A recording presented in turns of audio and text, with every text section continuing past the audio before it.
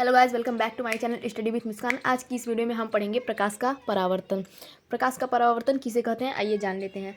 जब कोई प्रकाश की किरण किसी चिकनी व पालिशदार सतह पर आपतित होती है और उसका अधिकांश भाग सतह से टकराकर उसी माध्यम में वापस लौट जाता है, उसे प्रकाश का परावर्तन कहते हैं। इसे देख लेते हैं। मान लेते हैं ये कोई चिकनीदार अथवा पालिशदार सतह है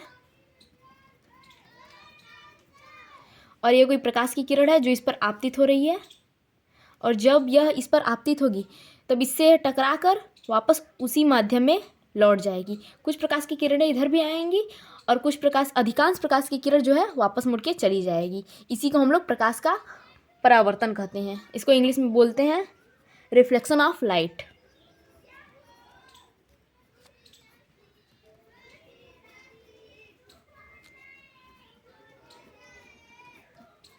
इसके बीच में एक अभिलंब होता है,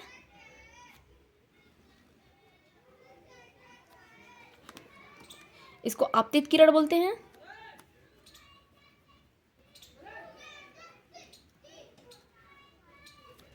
इसको परावर्तित किरण बोलते हैं।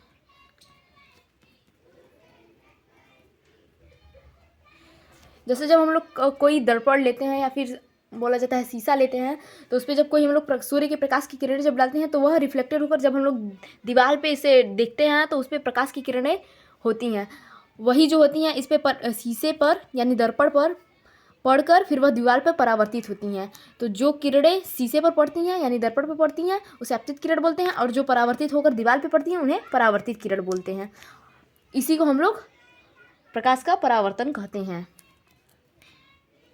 इसको अभिलंब बोलते हैं।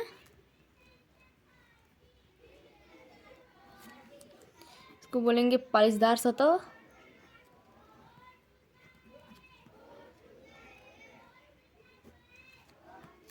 ये आपतन कोण है और ये परावर्तन कोण है। आपतन कोण परावर्तन कोण के सदैव बराबर होती है, यानी I = कोण R। यही है रिफ्लेक्शन ऑफ लाइट।